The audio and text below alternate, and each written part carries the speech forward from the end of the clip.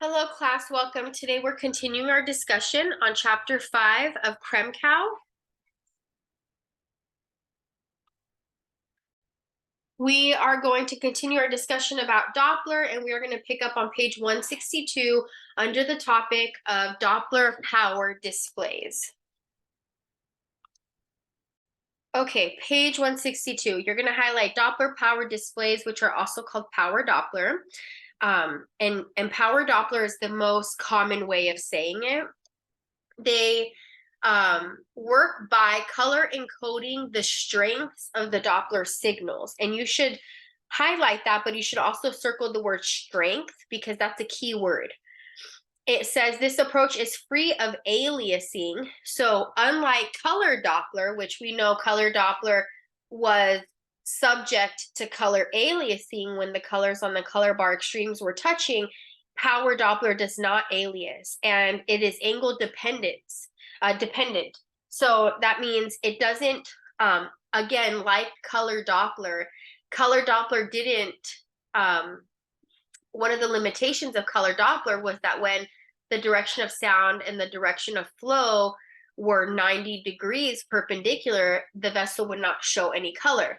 Well, with power Doppler, the angle doesn't matter. So it will show color when it needs to, regardless if it is at 90 degrees or not. It says that it is more sensitive to slow flow as well as flow that is small or deep. So a slow, small, deep, those are key words. Anything that is really challenging to obtain.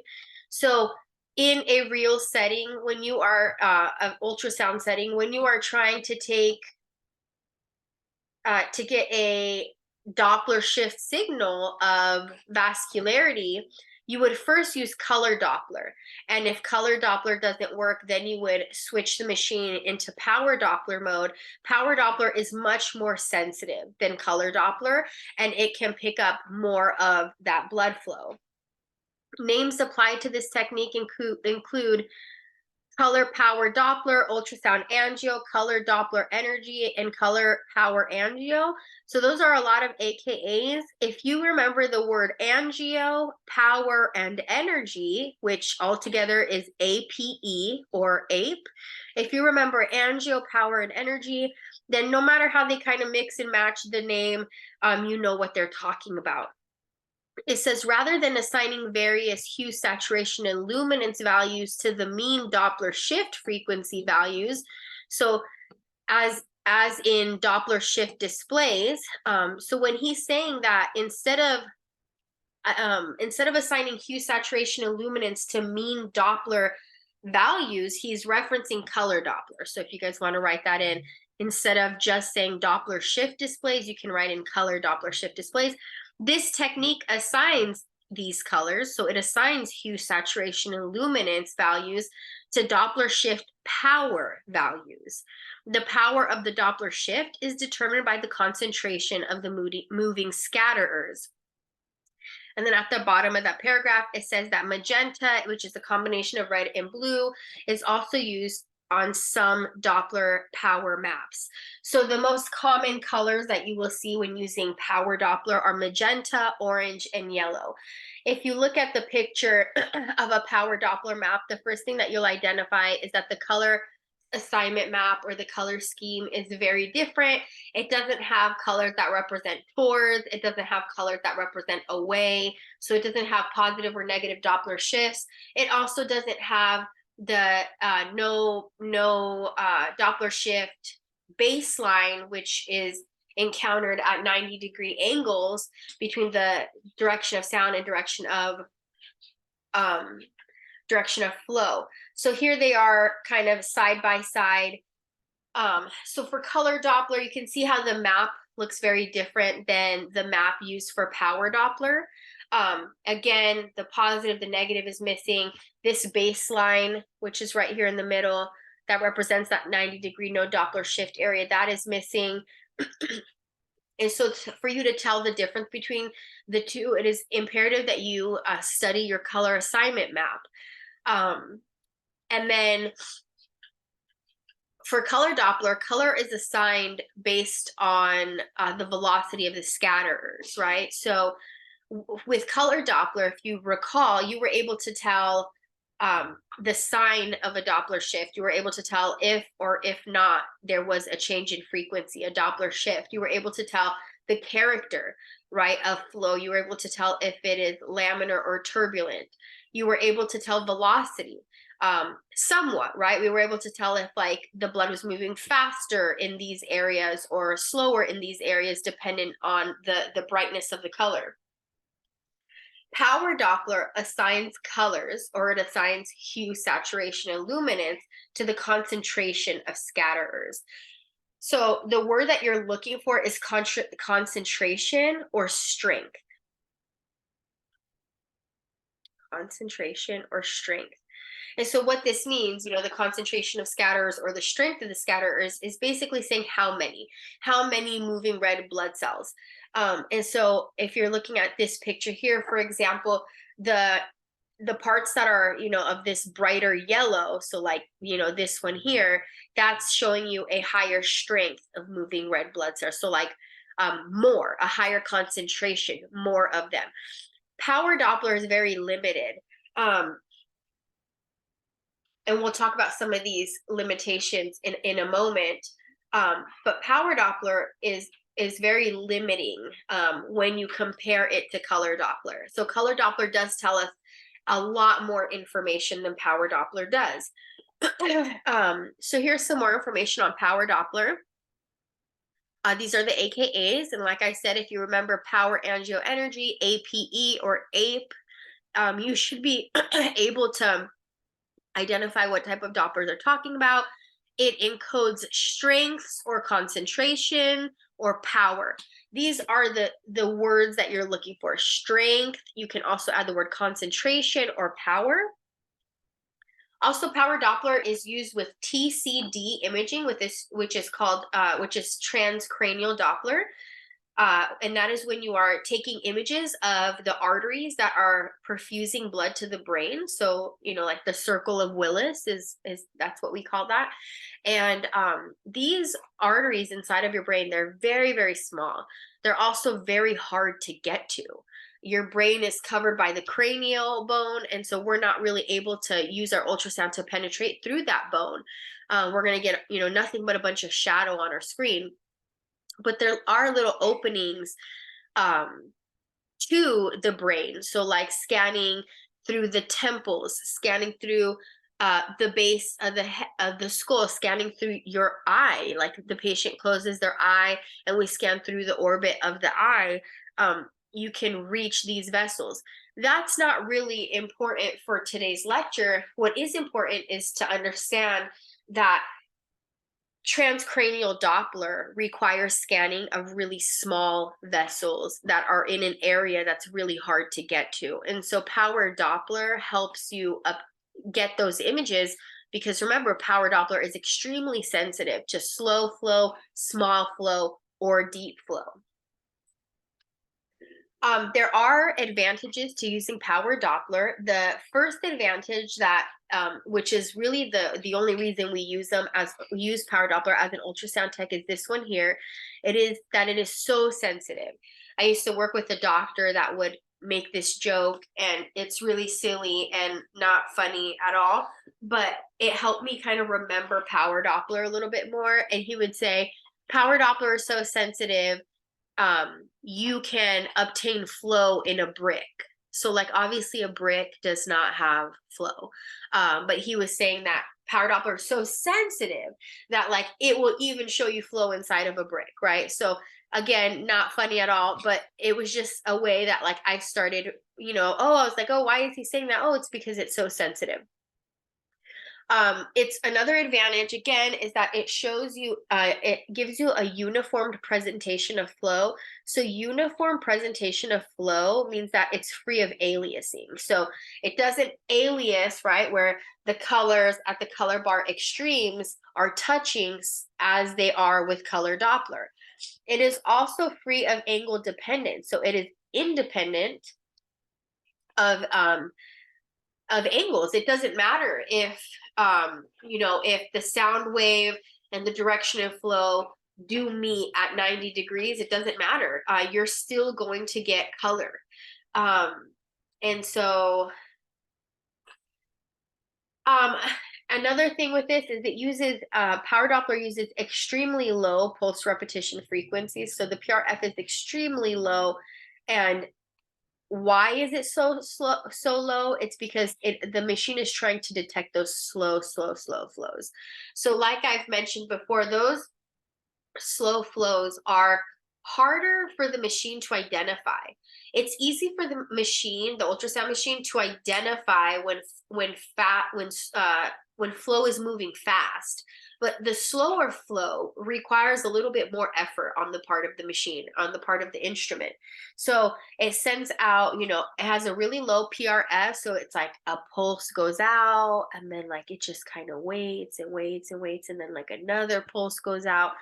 And the reason it does this is because the machine is working meticulously to try to identify that slow flow. Because again, other than that, we really wouldn't use power Doppler.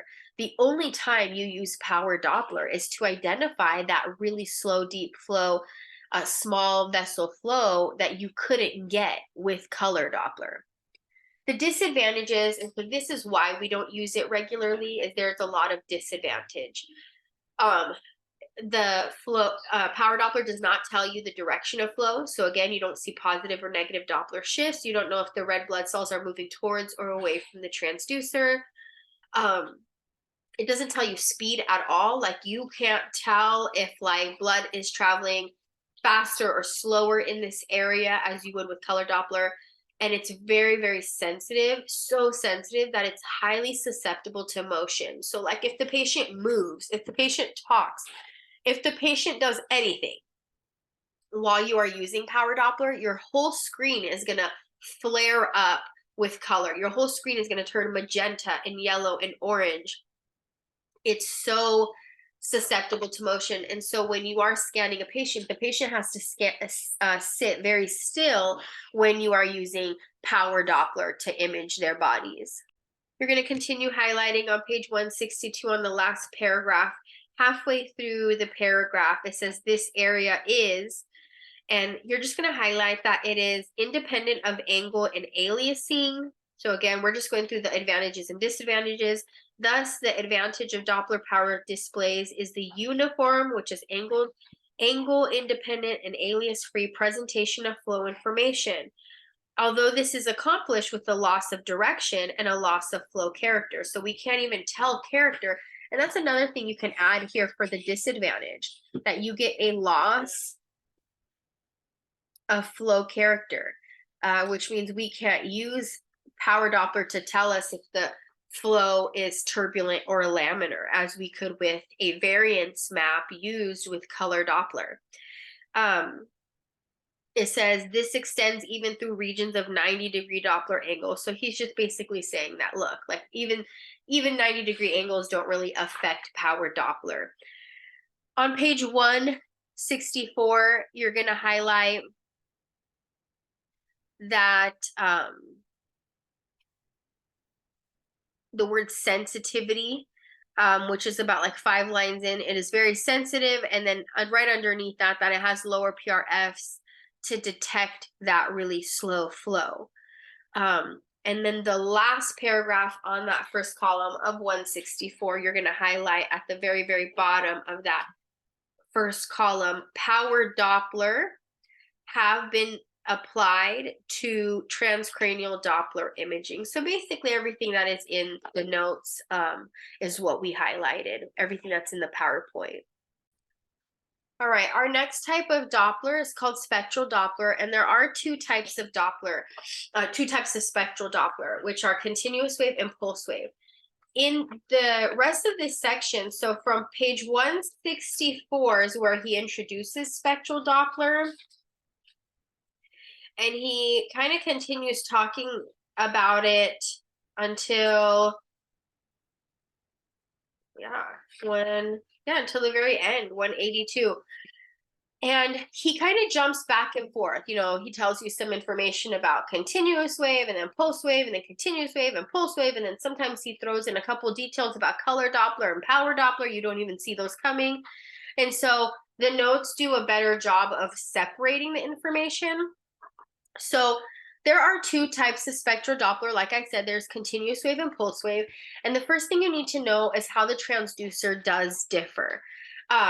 And so this is not information that you've learned in the past. Remember, we're on a Doppler section of our books. And so now you need to just like know chapter 5, everything in chapter 5. Okay, so the transducers are different because the continuous wave transducer does have two crystals in it.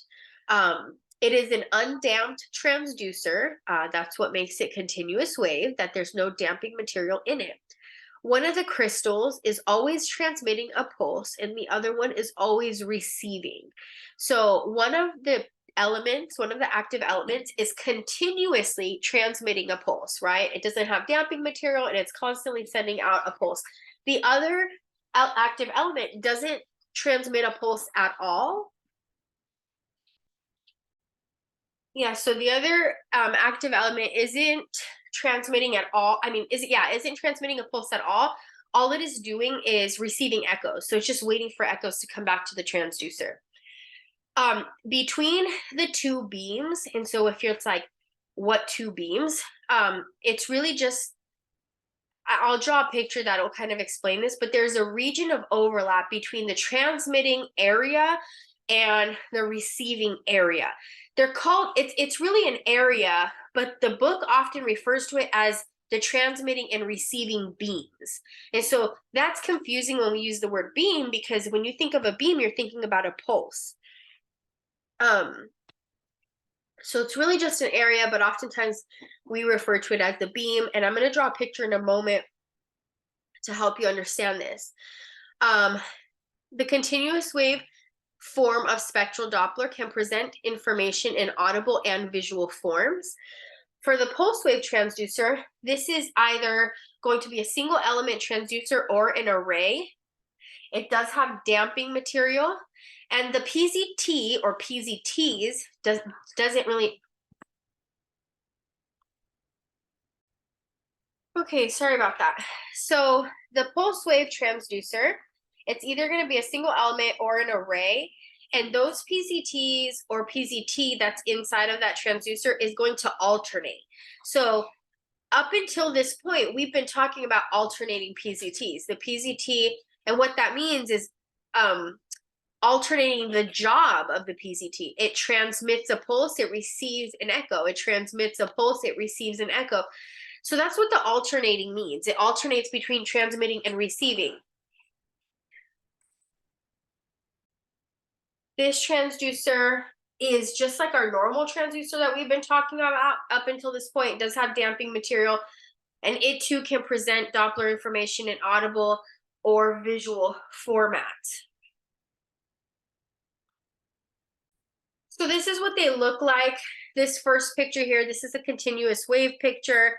The second one is a pulse wave picture, which you're probably more comfortable with looking at. By looking at the picture itself, they both provide a spectral display at the bottom because they are both types of spectral Doppler. There are some differences that we're going to point out between the two.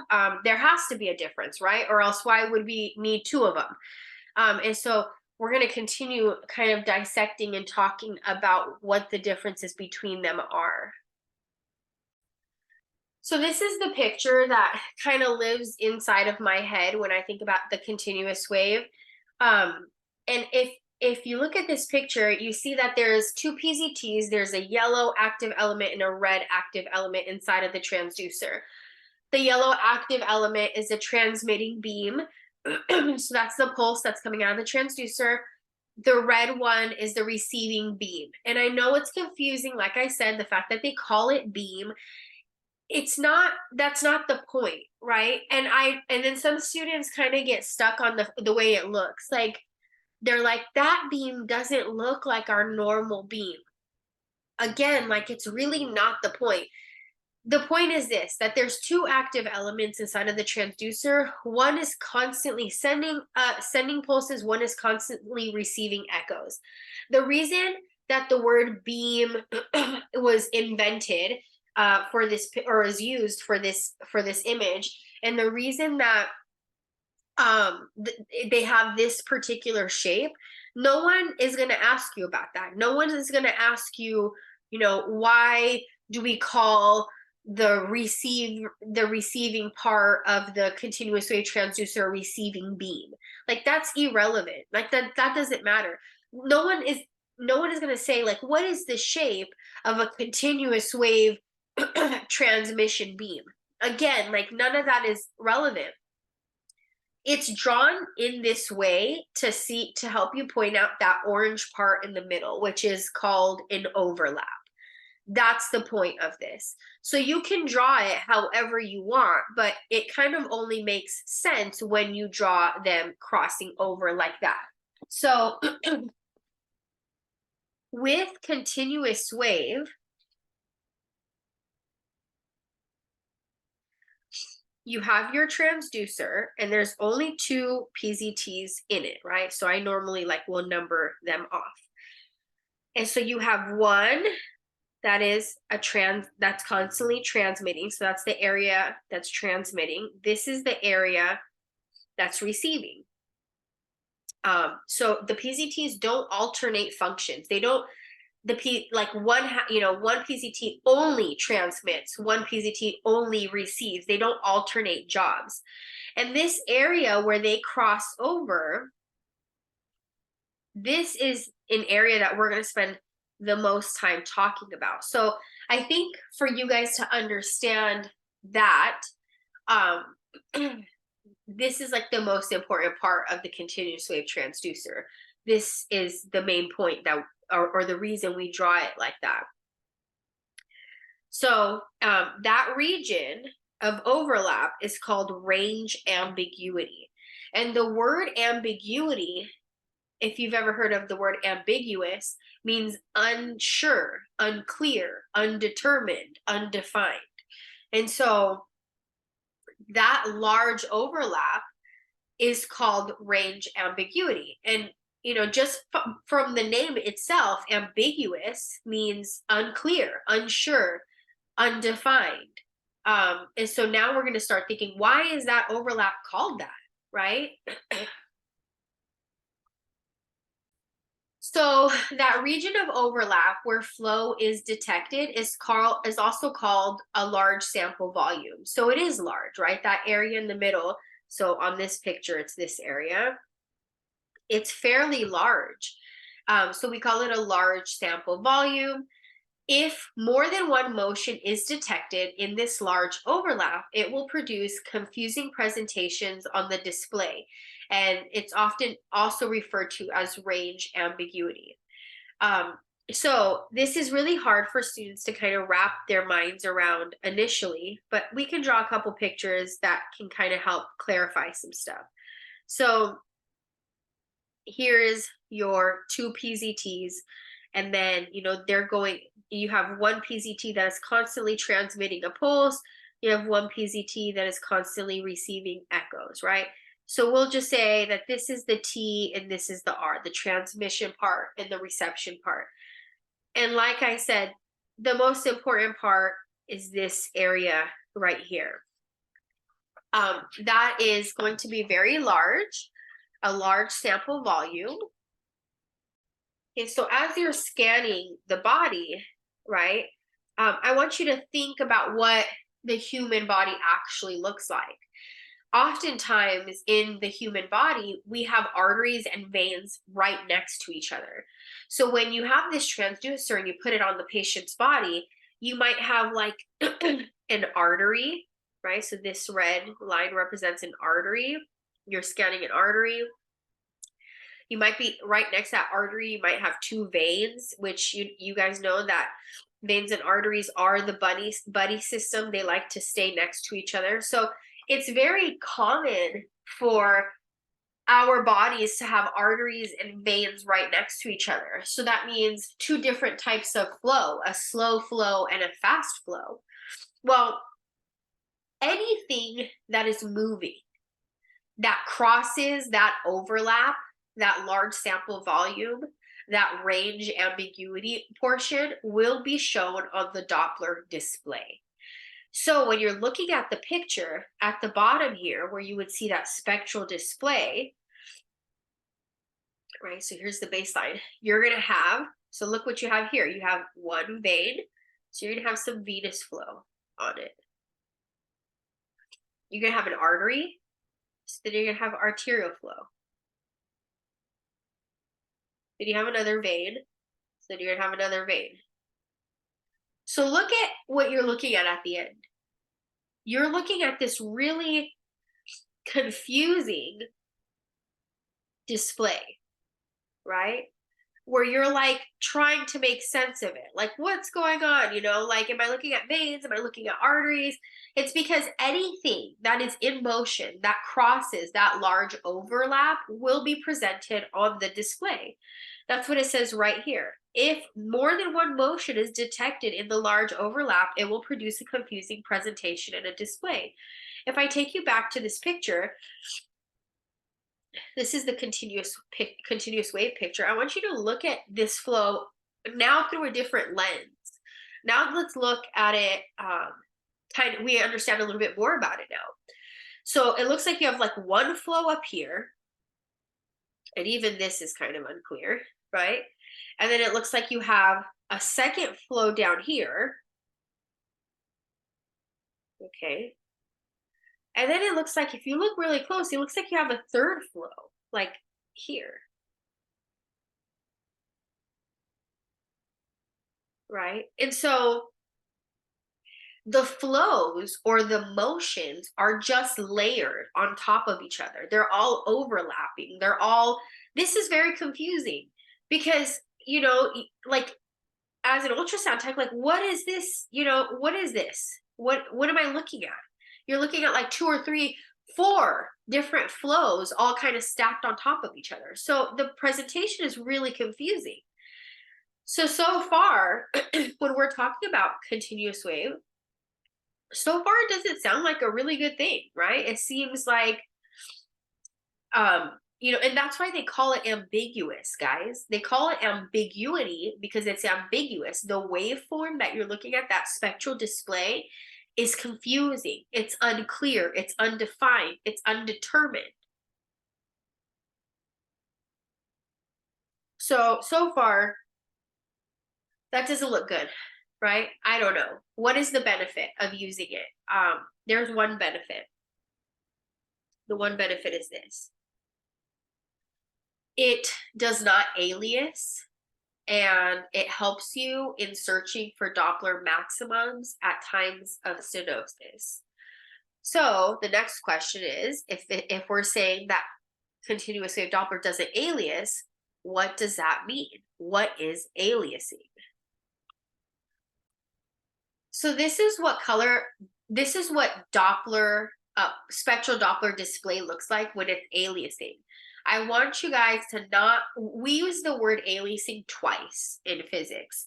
So number one, when we're talking about color Doppler aliasing is where your reds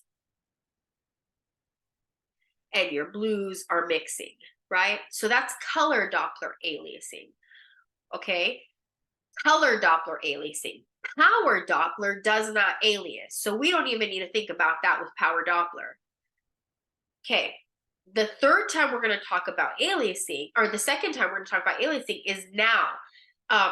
Aliasing with spectral Doppler occurs when the peaks are so high. So look, these peaks are so high that they wrap over the top of the Nyquist limit. And if you don't remember, the Nyquist limit is the very, very top here. So this is called the Nyquist limit. The very, very bottom is also called the Nyquist limit. This center line is called the baseline. So when the peaks are so tall that they wrap over the Nyquist limit and they actually show up down here at the bottom. That is what aliasing is called. This is what aliasing looks like when we're talking about spectral displays. Okay. Pulse wave Doppler spectral displays alias. Continuous wave Doppler displays do not alias. So the only benefit of using continuous wave, because remember, so far it doesn't sound like there's much benefit. It's going to provide you with really ambiguous, confusing representations of flow, right? Well, there's only one positive or one benefit or one advantage to it. And the advantage is that continuous wave Doppler does not alias. Okay, so why would you have aliasing that you cannot correct, right? So this is aliasing, like I said. So when you're thinking about aliasing, guys, there's only two types of Doppler that are able to alias, or that actually alias. It's color Doppler, and it's pulse wave Doppler. Power Doppler does not alias, nor does continuous wave Doppler. Okay, so this is a spectral display, so I'm talking about pulse wave Doppler aliasing. There are ways to fix aliasing. There are things you can do, which we are going to learn. Some of you may already know about a couple different things you can do, maybe from your scanning experience, or maybe you've heard me talking about it. So like when I ask students, like, how do I fix this? Like, what would I do to get rid of aliasing? A lot of the students would tell me, like, just bring down the baseline. If you bring down the baseline, then the flow may not show as aliasing. Now, that may be true. We might be able to bring down the baseline and correct the aliasing. However, in times of very, very significant stenosis, so if this is the vessel and you have a very, very, very dramatic stenosis, right? So all of that is stenosis. You guys remember that the more serious the stenosis is, the higher the speed or the velocity is going to be, okay? So if I were to do pulse wave Doppler, right? Pulse wave Doppler, I put my gate here. I use my angle 30 to 60 parallel, right? Whatever. That stenosis is so significant that on my display, even if my baseline is down, I'm still gonna get aliasing. So it's gonna look like this.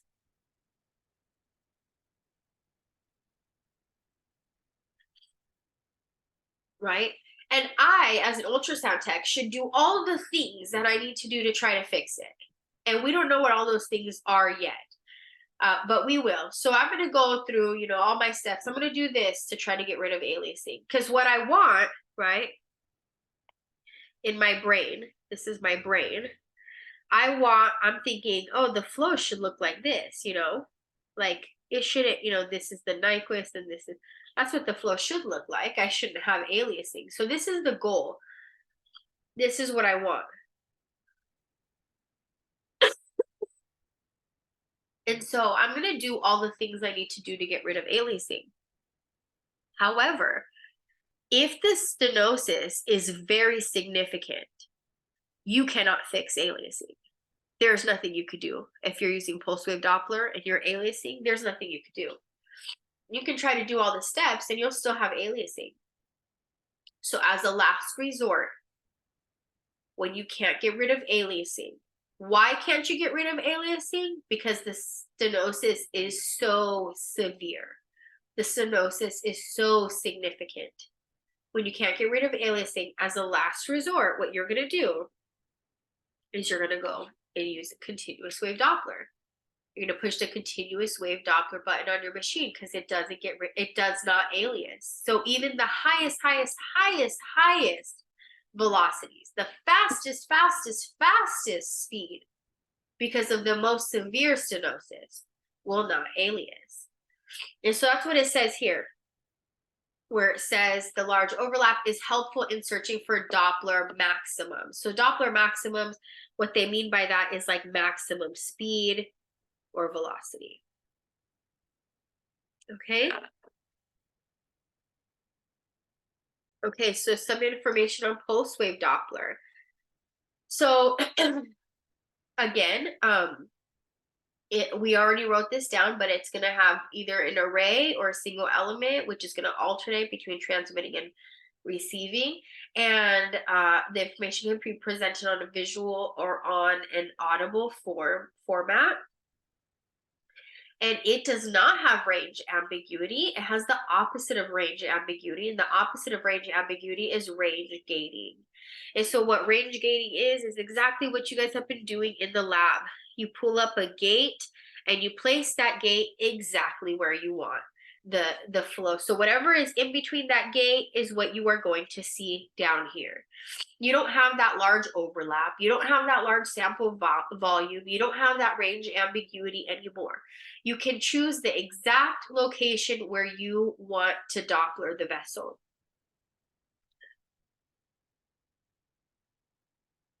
So if you have a vessel like this, using your range gating, right? Like there may or may not be stenosis. Let's just add some stenosis. You know, we're gonna add a couple of big blocks of stenosis or of plaque. You can choose. You can use your gate, your range gating, and Doppler right there.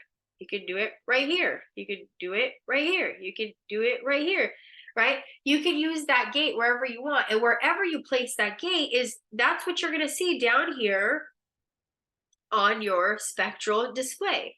So it's very, very specific.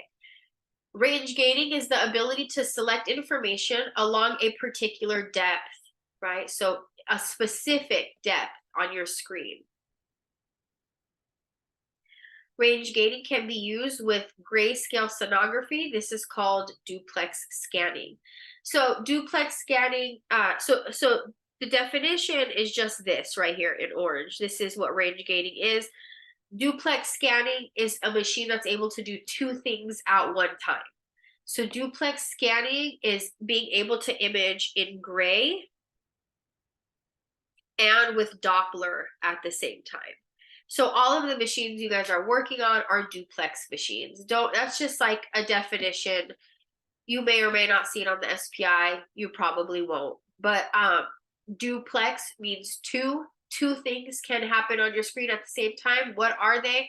Oh, I can image in gray, which, you know, if you look at this picture, this is gray. But you're also doing Doppler, right? So it's called duplex. It's just kind of like a definition you guys got to remember. You may see the word sampling. You may see the word sampling. And so pulse wave Doppler is considered a sampling system.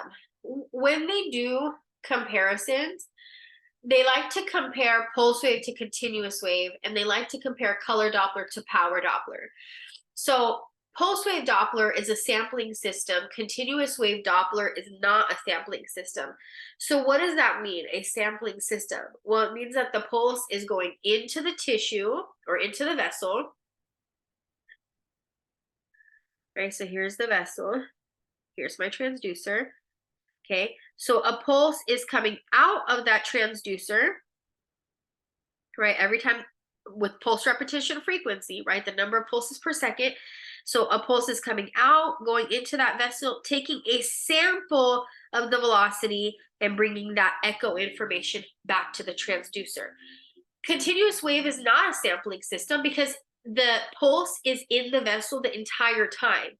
It's not taking a sample of the velocity, it's in there continuously. So a sample means just a little bit, right? Like if you have a sample of C's chocolate or C's candy, you're just taking a little bit, you're just trying it out. And so that's what pulse wave is. It's a sampling system. A pulse goes in to the vessel, takes a sample of the velocity, like an idea or a guess, and then takes that echo information back to the machine. And so it says that, so again, that's the pulse repetition frequency. And then you're using the gate, or the range gating is like the whole term that you would use. Range gating at a specific depth, right? Wherever you put that range gating at a specific depth, that's the information that you're gonna see on that spectral display.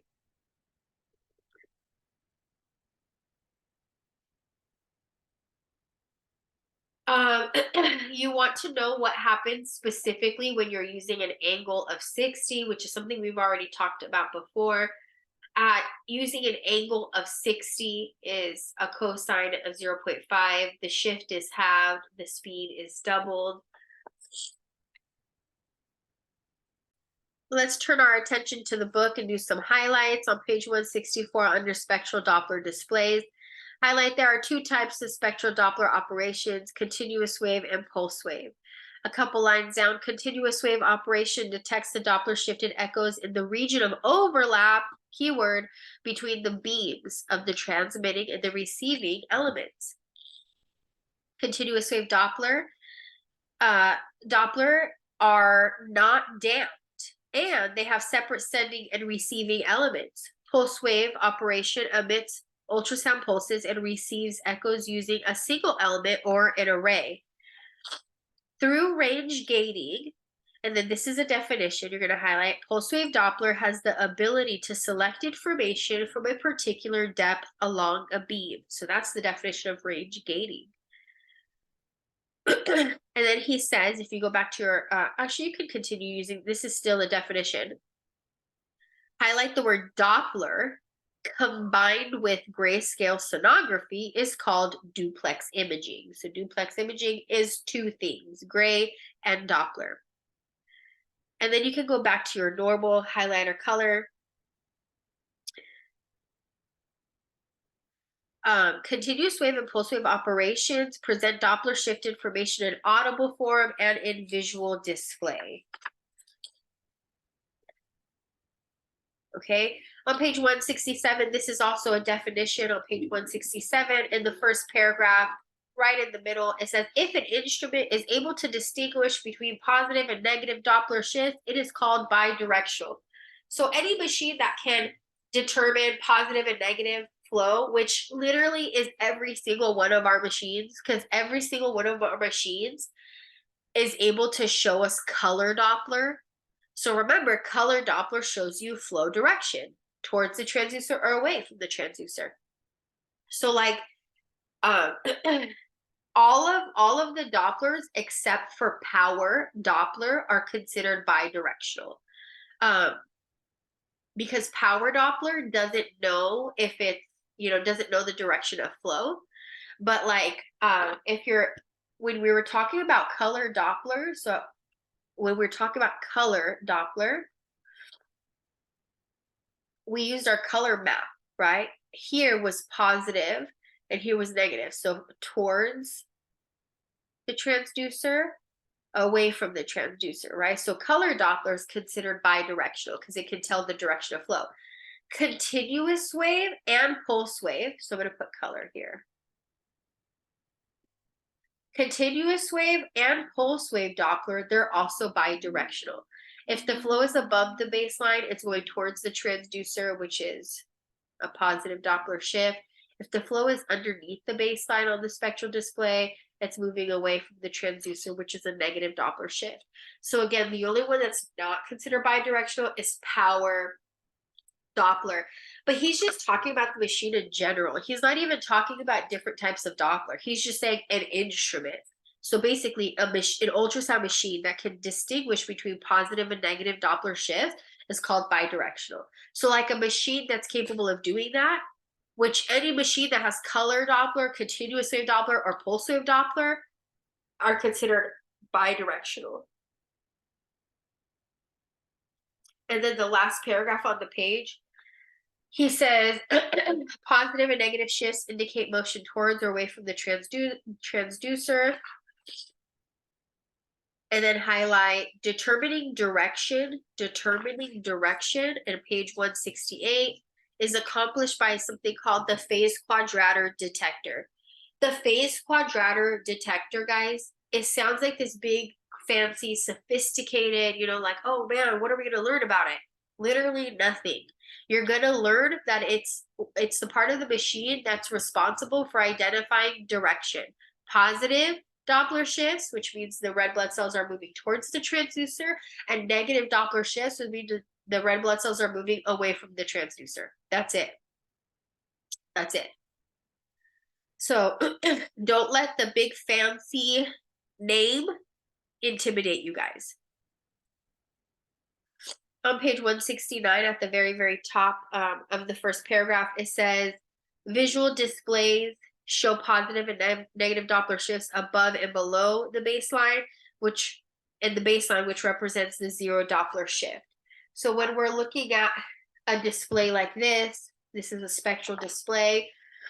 Positive again is above the baseline, negative is below the baseline. The baseline itself, he said, is considered the 0 Doppler shift area. So just like with color, right? It's like literally if you just took this and made it into a color box, a color assignment map, it's the same thing. You have that 90-degree no Doppler shift in the middle, you have that positive above and that negative below. So it's like the exact same information.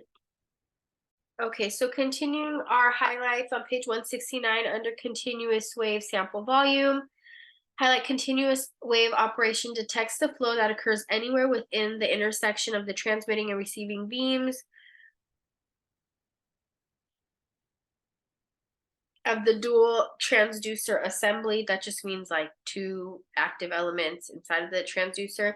The sample volume is the region of which the Doppler shifted echoes return and are presented audibly or visually. In this case, the sample volume is the overlapping region of the transmitting and the receiving beams. The sample volume is large. The continuous wave Doppler system can give complex and confusing presentations, or if 2 or more different motions or flows are included in the sample volume. Pulsed Doppler systems solve this problem by detecting motion or flow at a selected depth with a relatively small sample volume. However, the large sample volume of a continuous wave system is helpful when searching for a Doppler maximum associated with a vascular stenosis. And when it says Doppler maximum, it is talking about the aliasing, right? So you guys can write that in.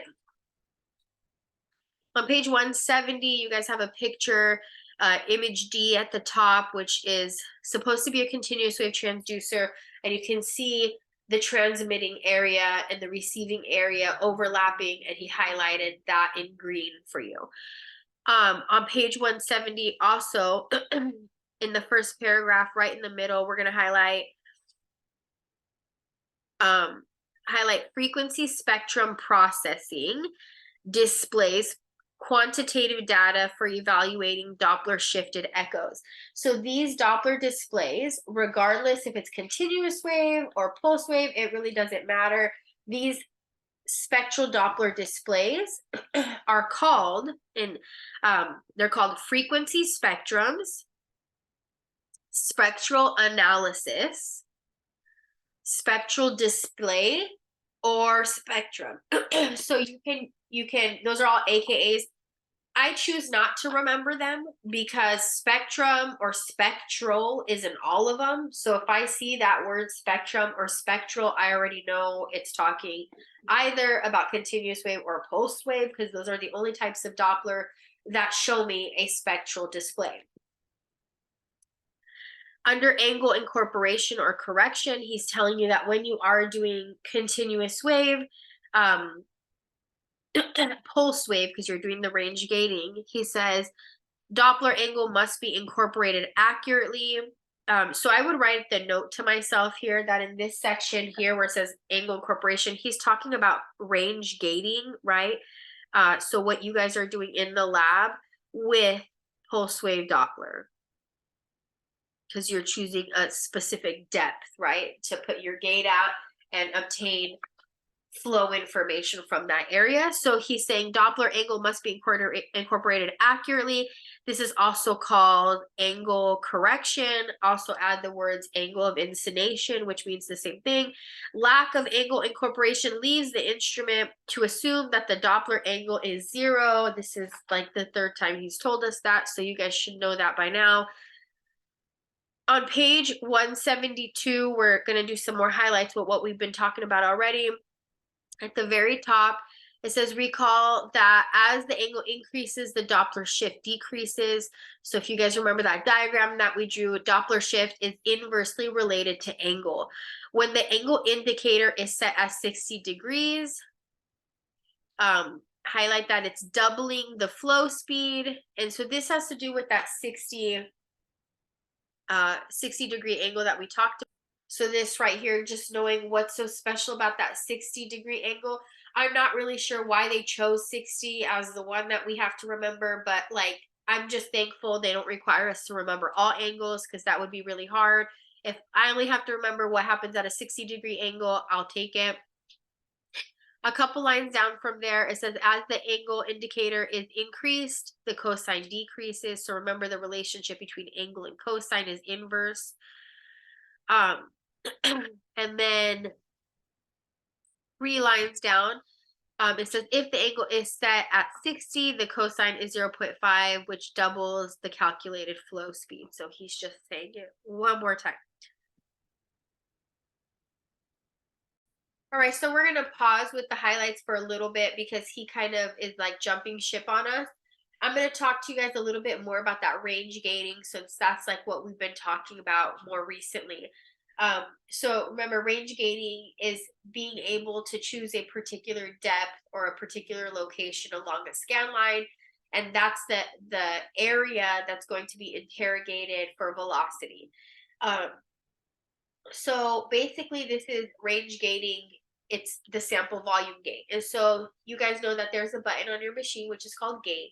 And what does this button does is it can widen your gate or shorten your gate like this. So you can have a really, really tight closed gate, or you can have a really, really long gate.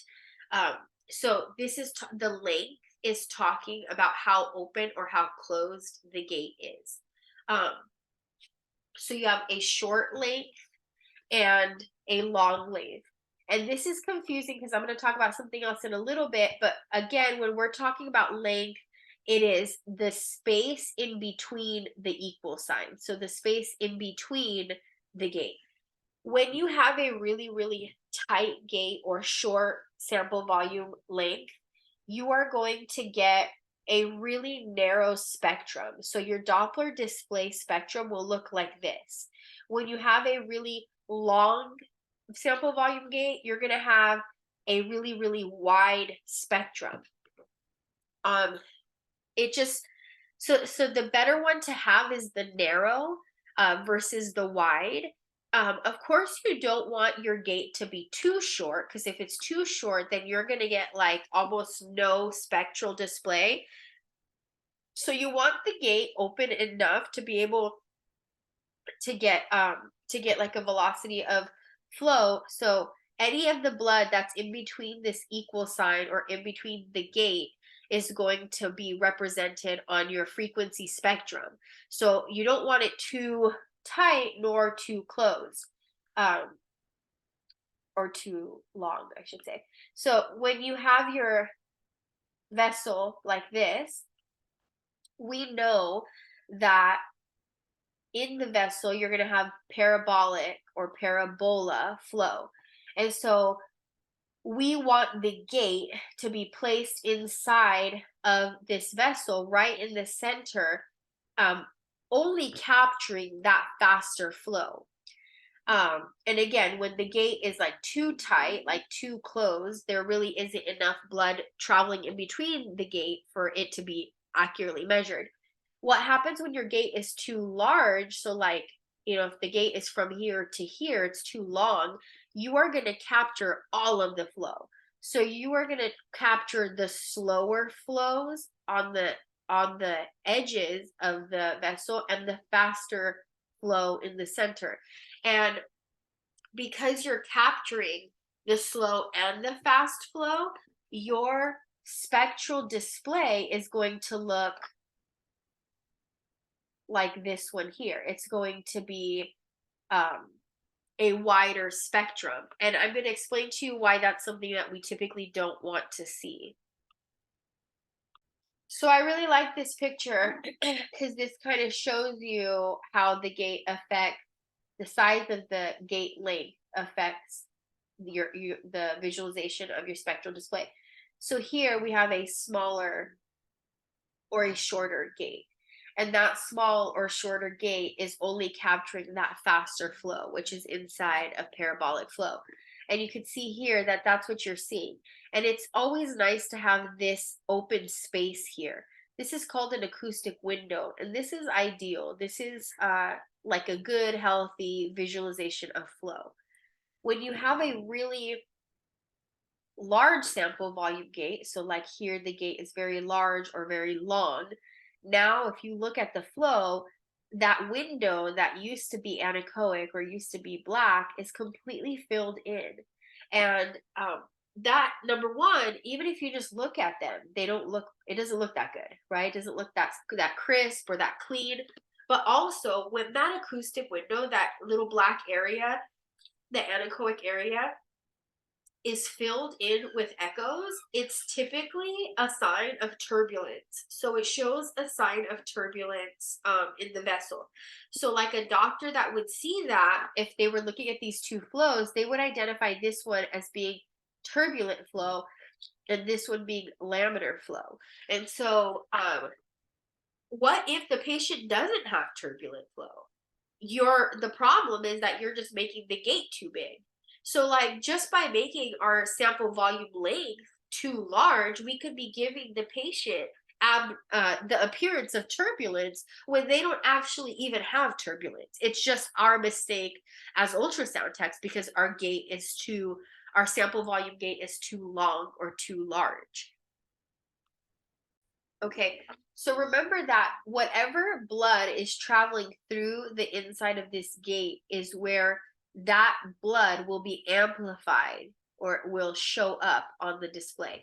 And so here for the first bullet, it says the gate is used to amplify the echoes from a specific depth. So like it's just saying like it's going to image or amplify or show you those echoes that are in between that gate. The operator, so the ultrasound tech, controls the gate length, width, and the location. So remember, we're in complete control. That's what range gating is. It's not range ambiguity. You have to just memorize this, that the gate width is equal to the beam width. And so when they say gate width, what they're talking about is like from here to here. And that's not something that all machines let you change, but there are some machines that let you choose if you want to have like a gate width like this or a gate width like this. Obviously, one is longer, one is shorter. But it's not something that we typically even think about as ultrasound techs. And so I just want you to keep in mind that the gate width is equal to the beam width. The gate length, and so that's like a different part, right? Gate width is a measurement like from here to here. That is width. Length is a measurement from here to here. So it's like different dimensions of the gate. Gate length is equal to half the SPL. Again, just memorizing those for the SPI. You can put those in your notes.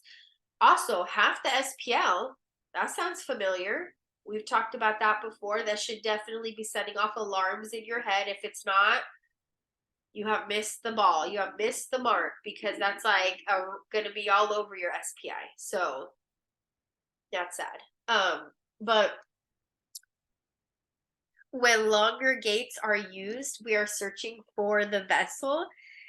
And obviously the longer gate would mean a larger SPL, right? Because the gate length is equal to half of the SPL. When shorter gates are used, they improve the spectral Doppler display quality, and SPL is decreased. And so what this means is there are times in life where as an ultrasound tech, you want to use a larger gate. So, for example, if you're scanning a vessel and you can't find the vessel, you're struggling, you don't even know where it is. The patient is gassy. The patient has a large body habitus. Just like everything that you could think of that you're struggling with is literally happening in front of you. You're scanning a patient that you're struggling with, and you think the vessel is there, but you're not really sure. And you're like, oh man, I don't know. At that point, you would increase your gate length because you are searching for a vessel. And then if you are once you find the vessel and you're happy with it, and you now want to improve the quality of your spectral display, now you're going to shorten your gate to improve that quality of the display. Because again, remember, if you continue scanning with that large gate, this is what you're going to have. This is what's going to happen here. And we don't want that, because this shows turbulence, and that's not true, right? The patient may not actually have turbulence. The problem is you, right? The problem is the ultrasound tech. They're scanning with a really large sample volume length.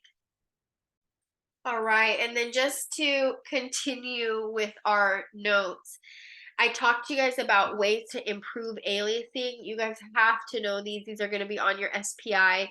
Um, and so things that we could do to improve aliasing on color or on pulse wave Doppler. Why do I not have continuous wave Doppler on there? Why do I not have power Doppler on there? Because they don't alias. So, they don't, there's no point in talking about aliasing with them. It's just color and pulse wave Doppler that alias. The things you can do as an ultrasound tech to get rid of aliasing, number one is increase your scale button, which increases your pulse repetition frequency. Number two, decrease your baseline. If you bring your baseline down, that might solve the problem. However, with the baseline shift, this is also called baseline shift. The book says this is just a copy and paste technique. It's not really effective in changing the size of your flow. So when you bring down your baseline, you're not actually making your flow smaller. All you're doing is just like copying the exact size of the flow and just like bringing it down. So they call it a copy and paste technique, which we're going to highlight in your book. You can use a lower frequency transducer. If you're confused by this one, I want you guys to remember, what is the relationship between operator frequency and Doppler shift? They are directly related. So if you change to a lower frequency transducer, it will also decrease the measured Doppler shift, which is less likely to give you aliasing. The other thing you could do is decrease your depth. So when you are imaging at a more shallow field of view, not imaging so deep, you are also less likely to alias. Some of these are a little silly, guys. Like if you're scanning a vessel and you're aliasing, like obviously you have to put your transducer on a specific body part to get that vessel, right? Like how can you possibly change your field of view? How can you possibly put your transducer in a different area to image more shallow? They're just saying like try to angle your vessel. You guys remember heel, toe, your transducer. Try to angle your vessel to bring it more superficial on the screen. Bringing it a little bit more superficial on the screen by applying pressure with your transducer may resolve aliasing. And guys, this is just like physics, like this is just a lot of things that we have to remember. Will we do these things when we're imaging? No, probably not. I mean, you're going to use the transducer you have to use. You're not going to switch to a lower frequency transducer because you're aliasing, right? Like you're going to use the transducer that you what made you choose that transducer in the first place? Remember, the lower the frequency, the more penetration you get. The higher the frequency, the more detail you get. So you're already going to choose the transducer that you need depending on the body part you're going to scan. So like if you're imaging, something superficial like the carotid arteries in the neck or thyroid, breast, testicles, you're going to grab that higher frequency transducer because you don't need the penetration. If you're trying to image something deep, like a really deep uterus, deep ovary, like really far down there in that body, you're going to grab the lower frequency transducer because you need that penetration, which means you're going to compromise detail. So like, is it realistic that when you have aliasing, you're going to change your transducer? No, that's not realistic. But like, does physics want you to know that? Yes, the SPI wants you to know that. So it's just memorizing, guys. No one ever has a hard time with this. Everybody's like able to memorize it by the time the test rolls around, because everything in chapter 5 you have to know to pass that test. And then another thing you can think about with the shallower field of view, when you decrease your depth, right, because you're trying to image more superficial, you are increasing your PRF. So, like increasing the PRF, they all kind of tie in together. It resolves aliasing. And then you've tried all these things. You've done, all these different four things. You've tried to switch transducers. You've changed your baseline. You've changed your depth. You've scaled up, changed your PRFs. You can't do anything. You're still aliasing. Last resort is you're going to go to continuous wave Doppler, because continuous wave Doppler does not alias. So a lot of my students remember it by arrows. 1 arrow up, which is PRF and scale. 3 arrows down. And sometimes we label the arrows. Students can get like really creative with it. And when you get creative with it and spend more time on it, you're more likely to remember it. So like you can write exactly on these. You can decrease your baseline, the frequency of your transducer, decrease your depth. This is the one that students get confused on. Decreasing depth means you're imaging more superficial. So I always tell them, write it down. Because sometimes when people think decreasing depth, they think you're imaging deeper. No, you're actually decreasing the depth versus increasing the depth. Decreasing the depth means less depth. So you're imaging more superficial. And last resort, you can't do it. You can't change aliasing if you are in an area that has a very, very significant stenosis. You got to go to continuous wave, buddy, because there's nothing else you can do about it. Back to some of those definitions that we already talked about, but duplex imaging is just being able to do anatomic and flow imaging or measurements at the same time. The word bidirectional just means that the machine can distinguish between positive or negative Doppler shifts. I'm going to ask you a question. Which type of Doppler is not considered bidirectional? Hopefully you can answer that. And next question, what part of the machine is actually responsible for determining direction? If you can't answer that, you got to listen to this again. That is the phase quadrature detector.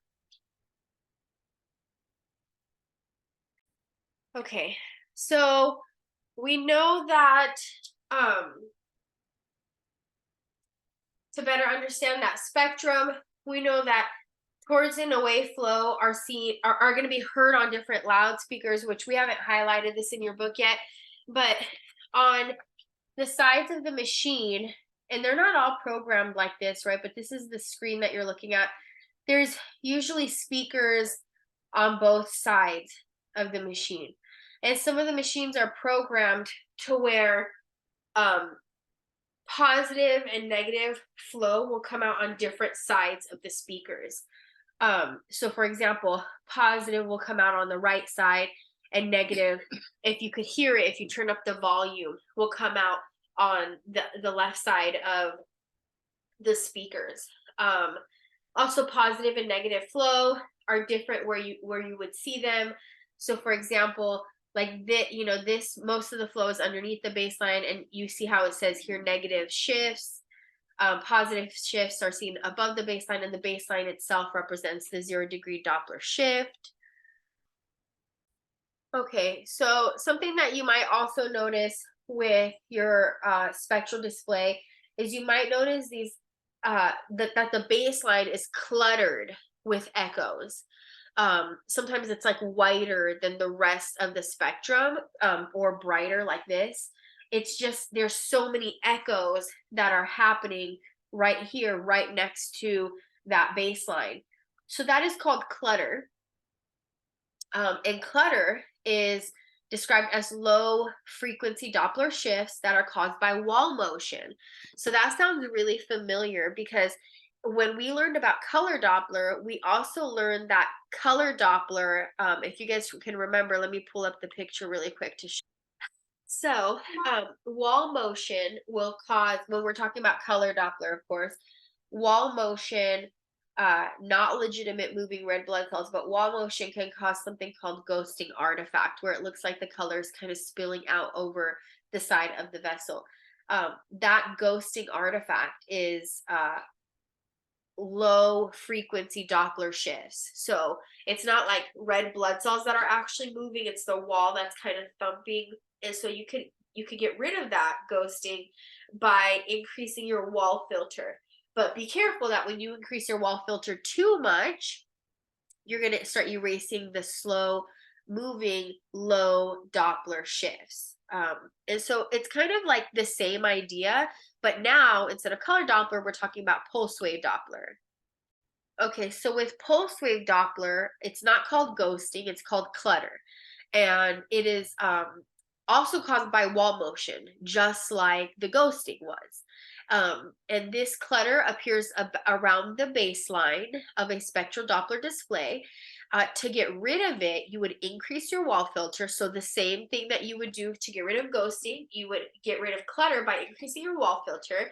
But again, you want to be careful not to set the wall filter too high because it will start eliminating real slow moving blood or like legitimate slow moving blood. So there's a lot of, if you guys really want to learn this information well, you guys can do like a Venn diagram of ghosting and clutter, right? Ghosting is seen on color Doppler, clutter is seen on spectral Doppler, but there's a lot of similarities between them. They're both caused by the same thing. They're both caused by wall motion. They're both eliminated the same way. They're both eliminated by using the wall filter, the wall thump filter, or the high pass filter. They both, if you increase the wall filter too much, right, for either or ghosting or clutter, you're going to erase the legitimate low frequency Doppler shifts. And so I'm going to show you a picture of what that looks like. Um, yeah, so I like this one. So this is telling you how to use wall filter.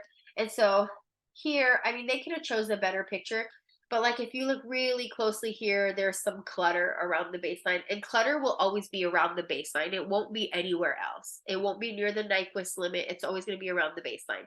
So there you can see that you had clutter and you're trying to remove it. So if you increase your wall filter a little bit, now you're a happy guy because you got rid of clutter. However, if you increase your wall filter too much, now you look what happened. It started erasing the legitimate moving, slow moving blood that's close to the baseline. Something I probably should have mentioned is when you're looking at a spectral display like this, the blood that's the closest, the echoes that are closest to the baseline represent the slower moving blood. And like the peaks, right, the farthest from the baseline represent the fastest moving blood. So it starts erasing from the bottom near the baseline. So it starts erasing that slower flow or that low frequency Doppler shift. And these numbers don't matter. Sometimes students ask me, do you have to remember that it's, 75 is the good use of wall filter, 550 is way too high? No, absolutely not. It just depends on what you're scanning and that body. Those numbers are irrelevant and they're not going to be on your test. You don't have to know those. So on page 172, this is where we're going to do our highlights about wall filter. So wall filter 172, you're going to highlight high intensity, low frequency Doppler shift echoes are called clutter. Now, I want to stop for just 1 second to explain this. That clutter or ghosting is described as being low frequency. Okay, it's described as representing really slow motions. He also calls it high intensity, which is something that I've never really liked. I don't like how he calls it high intensity, low frequency, because in my brain, those are like opposites, right? Like, how could it be high intensity, low frequency? So the reason it's called high intensity is because it's very obvious. And maybe not in this picture that we chose, but this one here, this one, if you look at the clutter, this is like really intense. Like it's really obvious. So they call it high intensity because there's a lot of it and it's always like cluttered around the baseline. But the flow itself is a low flow or like low frequency. So I think just like pointing out like how weird it is to say high intensity, low frequency has made it easy for me to remember that. Just like how we used to identify like, oh, this is bad physics. The fact that we labeled it bad physics made it easier for me to remember it. So I kind of do the same thing in this case. Highlight Doppler shift echoes are called clutter caused by heart or vessel wall motion with pulsatile flow. So that he's just saying like in arteries. This is sometimes called the wall thumb filter. A few lines down, it says the filter in blue. The filter, if not properly used, can eliminate legitimate lower frequency Doppler shifts. So it's going to start erasing the real flow, the flow that you actually need. Next column over on page 172. So now we're just going to catch up on our highlights, things that we have already talked about on the PowerPoint. But like I said, the book is a little out of order. Under post-wave operation, 5 lines down, it says recall that imaging pulses are 2 or 3 cycles long. Pulses used in Doppler instruments are 5 to 30 cycles. So revisiting.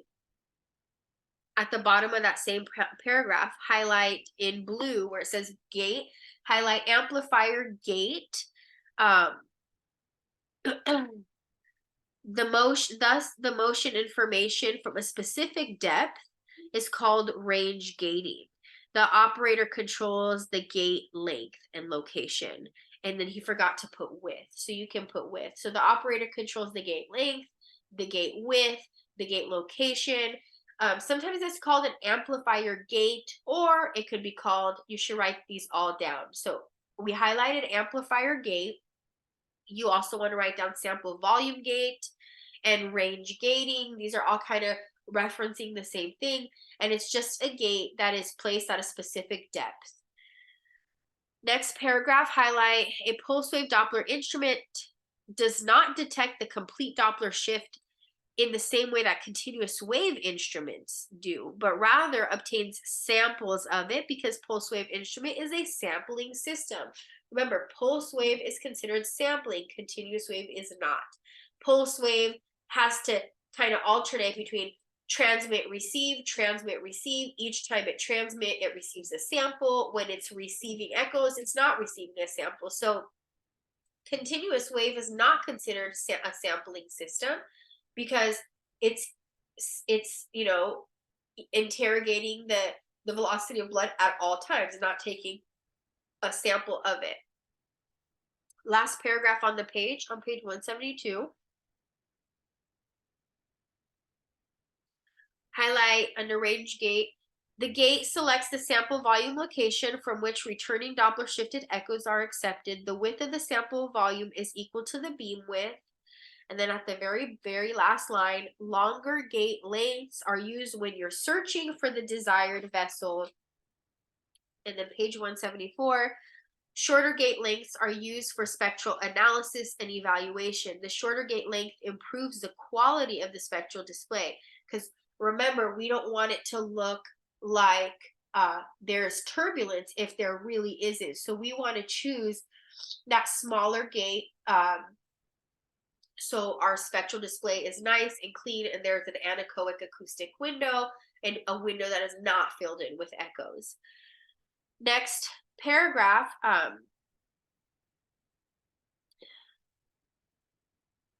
highlight that 1/2 of the pulse length or like half of the SPL is the gate. It represents the gate length, and the sample volume width is equal to the beam width. Again, these are just things that we have to remember.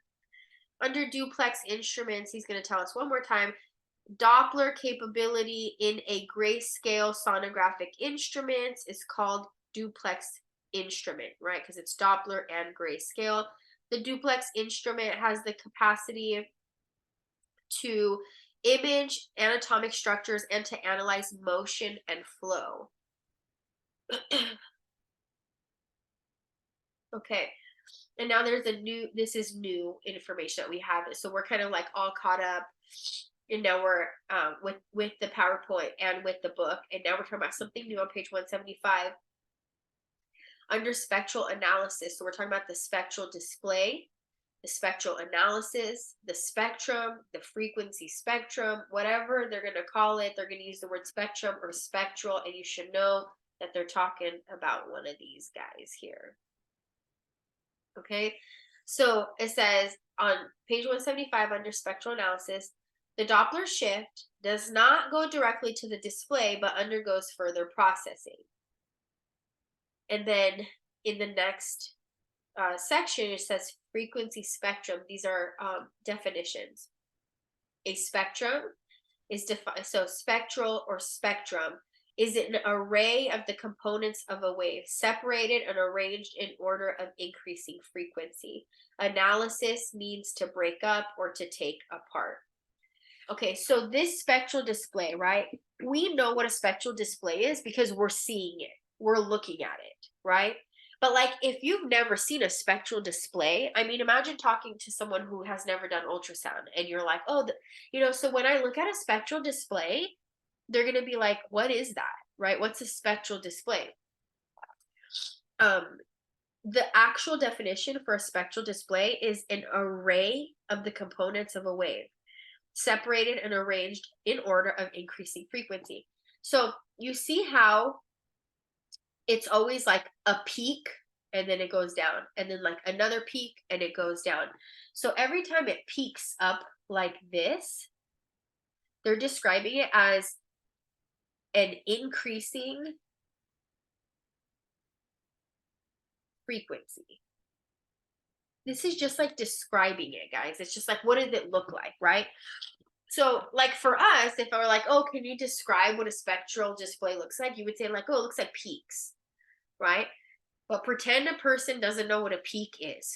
Okay. So, because it like those echoes, the echoes are always organized in the form of a peak, or right. So, like, it's like echo, echo, echo, echo, echo, and then it goes up, up, up, up, up, and then down, down, down, down, down, down, down, and then it goes up, up, up, up, up, echoes, echoes, echoes, echoes, echoes, and then down, down, down, down, down. So they're increasing frequency. Okay, that's just the way they're described. You just have to like memorize it. There's not, like a whole lot to it. I don't remember the whole definition for spectrum. I just remember the words increasing frequency, separated and arranged in order of increasing frequency, and then I'm able to get it. And then the very, very last line on 175, this is a normal highlighter. You're going to highlight the spectral analysis is the breaking up of the frequency components of a complex wave or signal and spreading them out in order of increasing frequency. So let me tell you guys something. On page 177, if you guys look at 177, there's two pictures. There's image A and image B. Look at image A. What is that even showing you, right? This is what the echoes would look like if the machine received the echoes and showed them to you directly on the screen. It would look like image A. This is very confusing, very unclear. And so our spectral displays, so what the machine does is it takes the echo information. And like I said, if it just took the echoes and showed you that echo information or those echo signals right away, this is what it would look like image A on page 177. Very confusing, right? But it takes all those echo signals and it breaks them up, it separates them, it reorganizes them, and it arranges them in order of increasing frequency. So image A starts to look more like image B. And if you look at image B, it looks more like a peak, right? It looks like more like our spectral display. And so I like page 177. I like the pictures because I kind of study them for a minute and I talk about it, right? Image A would represent echo signals that have not undergone organization, right? They're not organized. They're not in order of increasing frequency. But image B, it starts looking more like our typical spectral displays. And so they are separated. The echo information is separated, arranged in order of increasing frequency, and thus you get something that looks more like image B. What part of the machine is responsible for this? What part of the machine is responsible for creating a spectral display? And so if we look at, we've looked at many spectral displays, but like, look at how nice, look how organized they are, right? This one's beautiful. But there's just like different ones. Like, what part of the machine is responsible for that? Okay. So This is just about the spectral analysis. Again, frequency spectrum, spectral display, whatever we're going to call it. It says it presents Doppler information visually. Spectrums are components of a wave that are separated and arranged in order of increasing frequency. And the part of the machine that organizes the information is called FFT, or fast Fourier transform. And so fast Fourier transform, what it does is it takes a really confusing signal like this, like really confusing echoes, and it starts to manipulate them. It starts to organize the echoes. It starts to arrange them. It's, like imagine walking into a house and the house is like a complete mess. And you're looking at it and you're like, whoa, this is like so confusing. There's like so much going on in this house. Everything's out of place. Everything's out of order. Everything's a big mess. And you start organizing it and you start putting things back where they're supposed to be. And as you're cleaning up this person's house, you start making things more appealing, right? So when people walk into this house, they're like, oh, this looks good. It looks nice. Oh, like, like they're like, it looks good suddenly, right? So that's what fast Fourier transform does. It takes these really confusing, cluttered, messed up echoes that we can't really tell a whole lot of information from, and it starts to organize them and to rearrange them. And it slowly will start creating what looks like this. And this is now what we see on the display, this really nice, clean, sharp, um, spectral display. And so FFT, which stands for fast Fourier transform, it's on page 177, is a mathematical technique that makes up the Doppler spectrum. So on the test, what is FFT responsible for? Making the spectral display. Okay, making the spectral display. It has two jobs actually. Super easy. It creates the spectrum, right? So it creates the Doppler spectrum. And number two, it shows you spectral broadening if spectral broadening is present. And we'll talk about what spectral broadening is. Okay, so spectral broadening represents turbulence. And it's kind of going back to what I talked about before. So if you have, we could use like some of these as an example. I told you guys that ideally you would want a waveform that is like very, very narrow. Um, and it has this acoustic window, this dark acoustic window. This waveform is really, really wide and it doesn't have the acoustic window. Sometimes students don't understand what I mean by narrow and wide when it comes to a spectrum. So you can always draw it. So if I draw this, right? This is my spectrum. And then I draw this.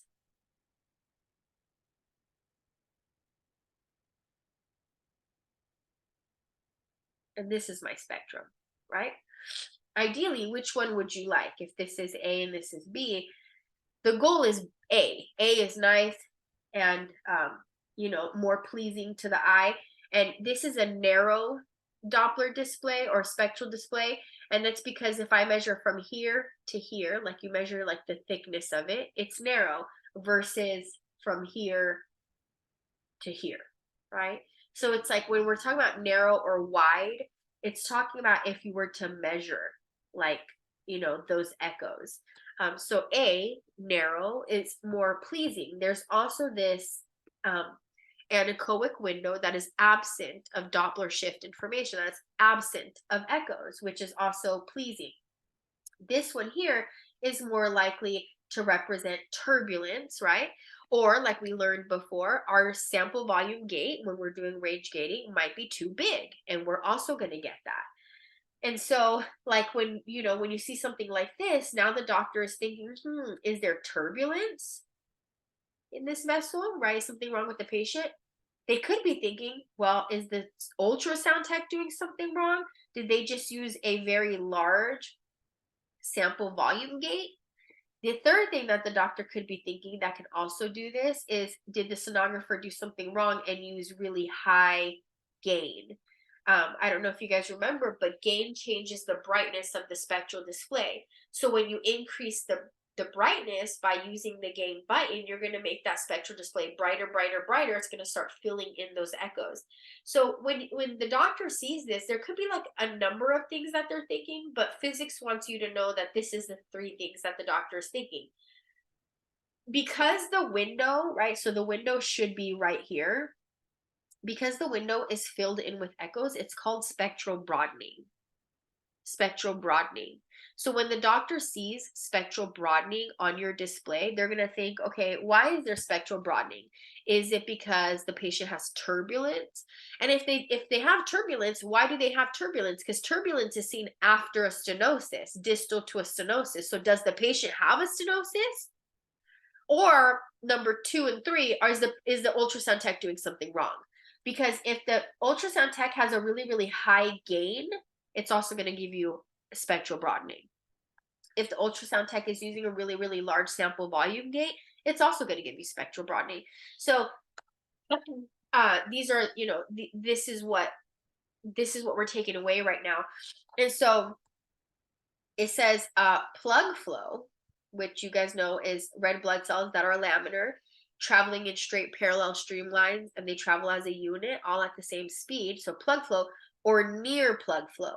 Near plug flow is saying, it's just like another way of saying plug flow. It's just saying like all the streamlines are traveling at the same speed, or like really close to the same speed, like near plug, like almost plug flow. Has a narrow range of Doppler shift frequencies, narrow range. Disturbed flow or turbulent flow has a wide range of shifts, wide range of Doppler shift information. But that makes sense, right? Because like in a vessel, right? So I'm gonna add a stenosis here. Here we would see plug flow or near plug flow, like your book says, right? Here we would see turbulence and chaos, and blood's doing the most. And so this is plug or near plug. This is disturbed or turbulent flow. Plug flow represents a narrow Doppler shift. That means like all of these are traveling within the same speed.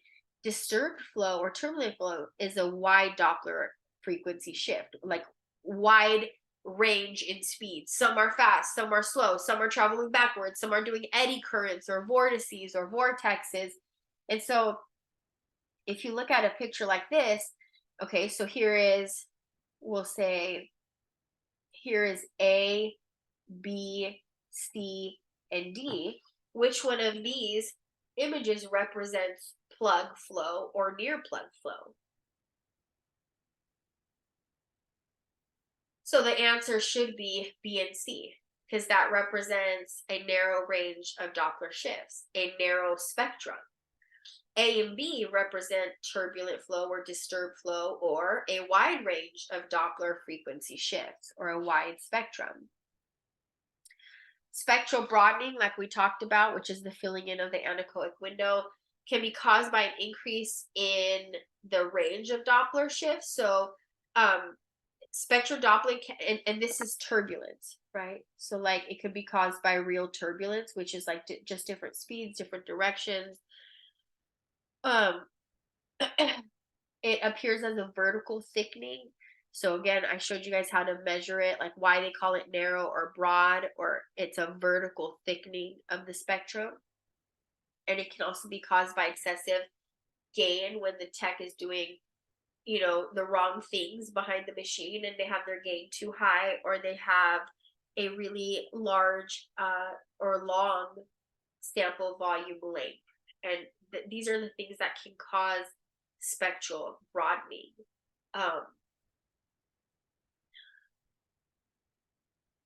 And here's like another picture that kind of shows you that there's like laminar flow and you have that spectral window. There's turbulent flow, which is called spectral broadening, and represents like speeds that are just going at different, red blood cells that are traveling at different speeds versus like speeds that are similar.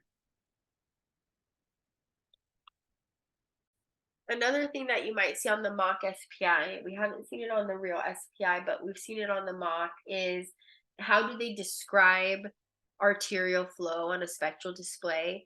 So arterial flow and venous flow looks different on a spectral display. Arterial flow, it has, it has like the peak, the really high peaks, and then it comes down, and then it peaks again, and then it comes down. But we can't use those words. So we have to be more sophisticated than that. And so it says arterial flow is described as shifting to the right during systole when blood accelerates, and then shifting to the left during diastole when blood decelerates. And so if you look at the picture, it shifts to the right during systole, and then it goes down or shifts to the left during diastole. It shifts to the right during systole, and then it shifts down or to the left during diastole. Now, I think, if we were to describe it, we could come up with something better than this. Because I don't think that we really look at flow like if when we're talking about this, I think we talk more about it as being like up and down, right? Like it peaks up and then it shoots down and then it shoots up and then it shoots down. But your book doesn't say up and down, it says left and right.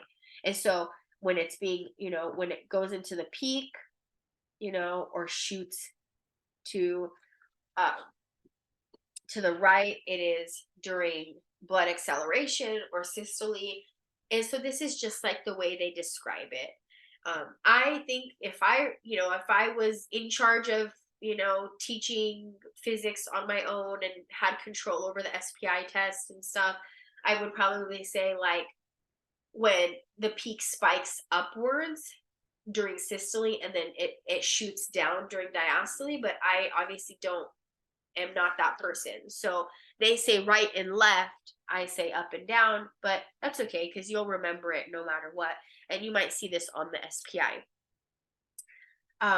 The other thing you guys want to know, and this is like really going to town on the spectral display, it's really not, we don't really even talk about this, but they say that, the darker grays, like these are darker grays, and this would be like a brighter white.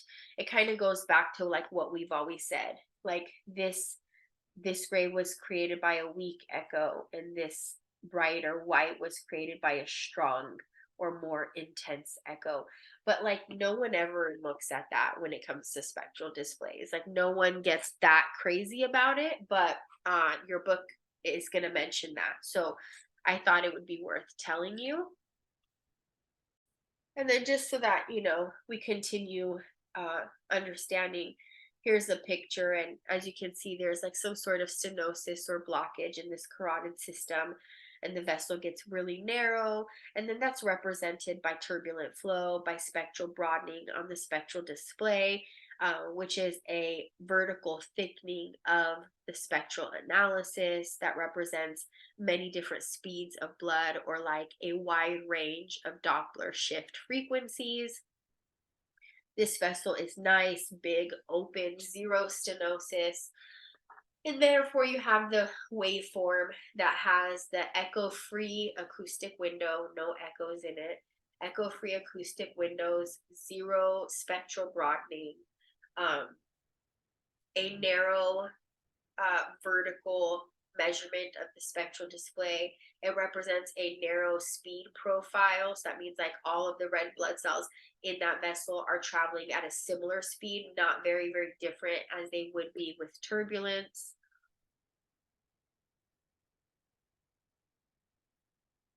And I did mention to you guys that a sonographer that's using excessively high levels of gain will also just like create their own spectral broadening, right? By accident, because we're like not being careful. And this shows you, like this is where the waveform looks nice and you have that acoustic window. And then as you can see here, it starts looking like there's more spectral broadening, but it's not real spectral broadening. It's because because the ultrasound tech has really excessively high gain, but you can see how it started filling in the window. And then also, you'll know that it's really high gain because there's all these little echoes around this waveform as well, and that's called snow. So it looks like snow is falling down on the spectral display. So that's what happens when you have excessively high gain. Okay, So we're gonna, on page 177, fast Fourier transform, you're gonna highlight the fast Fourier transform is a mathematical technique instrument that is used to derive the Doppler spectrum from the returning echoes of various frequencies. So circle Doppler spectrum. That is literally the job of FFT. It's to create a spectrum. And then I want you to think back, what types of Dopplers create the spectrum? Not color Doppler, not power Doppler, continuous wave Doppler, and pulse wave Doppler. So FFT is a mathematical technique that is being used every time you use continuous wave or pulse wave Doppler, because it has to do with the spectrum. Fast Fourier transform displays can show spectral broadening, and then this is a definition. Spectral broadening is defined as the widening of the Doppler shift spectrum caused by a broader range of flow speeds and directions encountered by the sound beam with disturbed or turbulent flow. Page 179, you're going to highlight on the third line, Doppler shift frequency on the horizontal axis and power or amplitude of each frequency component on the vertical axis. So they're just talking about a spectral display like this, and there's a picture of it somewhere in your book, but they're just saying on the horizontal axis, so this represents Doppler shift frequency.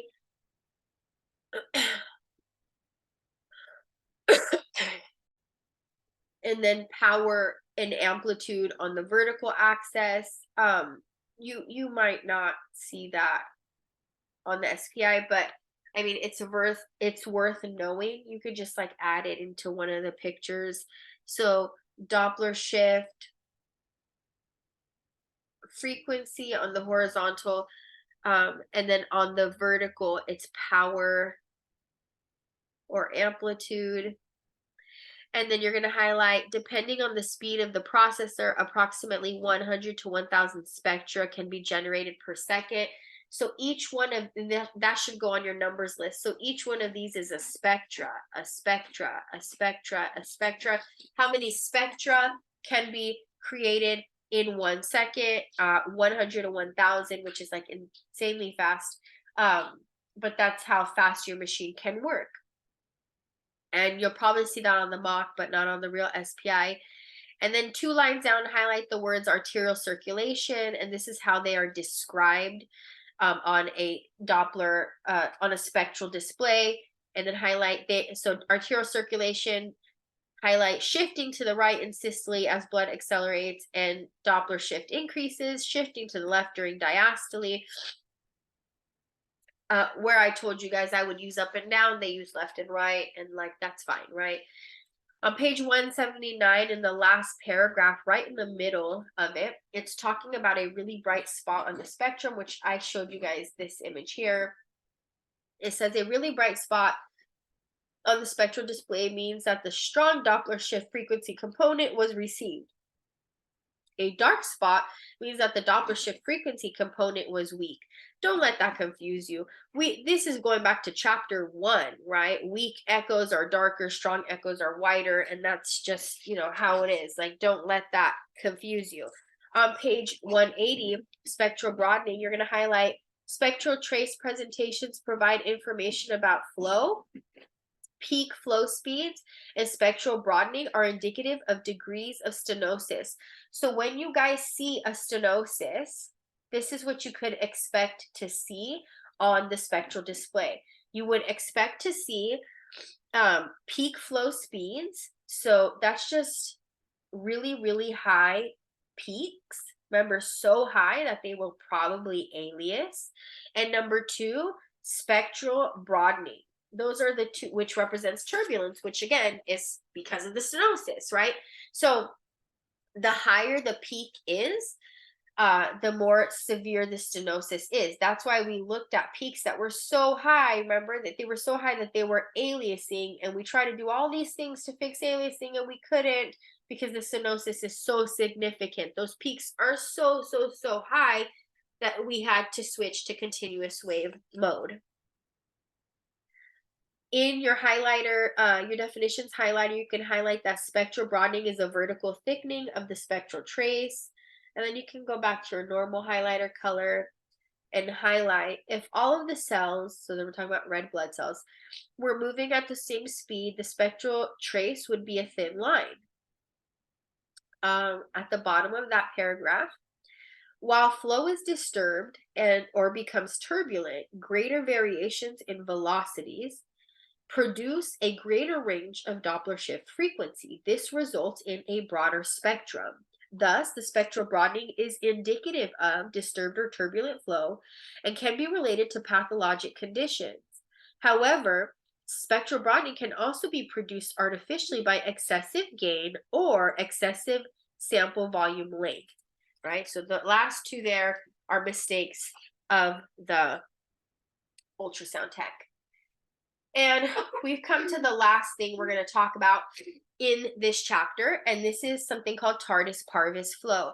So tardus parvis flow sounds really funny. Sometimes I had one student that named her bird tardus parvis just because it's kind of like funny terms that we haven't heard before. Tardus parvis flow is important because it signifies a pathologic condition.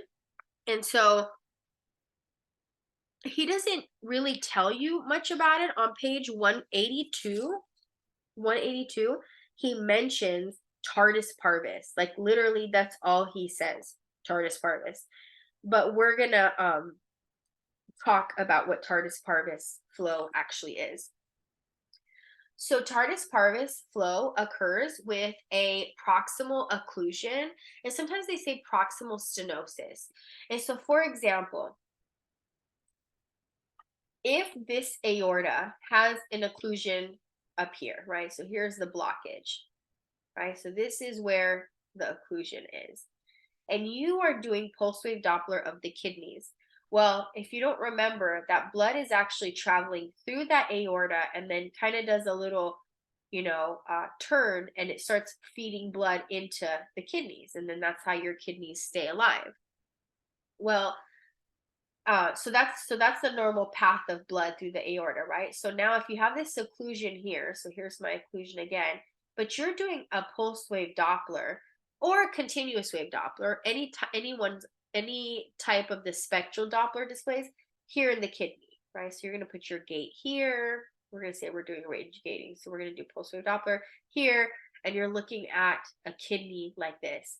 So some of you guys haven't seen kidneys before, but this is a big giant kidney. The outside darker rim is the cortex. The inside, the brighter, more hyperechoic area is the sinus.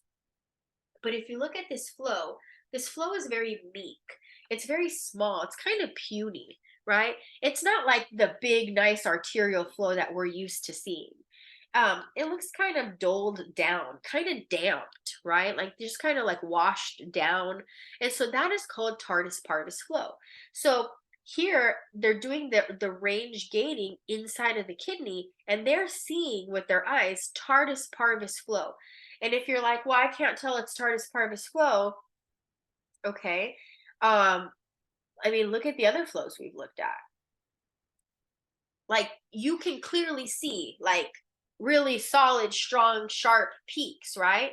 And like if the patient had a stenosis, they would have like really, really sharp peaks, right? But in this case, with tardus parvis flow, it just kind of looks like damped, right? They even reference it as a dampening of the waveform. It looks really small and kind of, like here's another one. And so when you see this in the kidney, for example, it's usually in the kidney that we see it. It means that somewhere before the kidney, proximal to the kidney, there is either a stenosis or an occlusion. So the stenosis and the occlusion is not in the kidney itself, it's proximal to it, which means it would be in the aorta. So sometimes we get confused with this, okay? And I'm gonna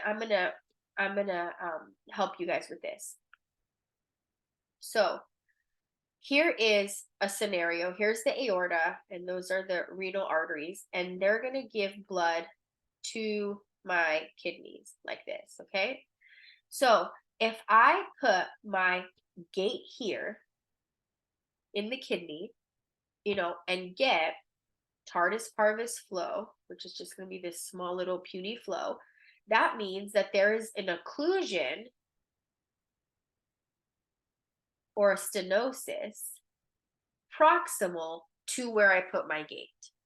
So somewhere in the aorta, there is a stenosis, a very significant, they call it hemodynamic significant, hemodynamically significant. That just means really important, okay? Hemo means blood.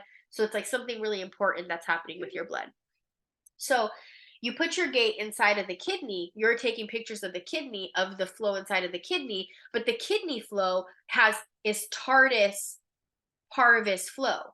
And so why does the kidney have tardus parvis flow? Oh, because proximal to the kidney, meaning the aorta, has an occlusion or a stenosis. Okay. Here's scenario 2. Here's the aorta, here's my renal arteries, right and left. Here are my kidneys. Okay.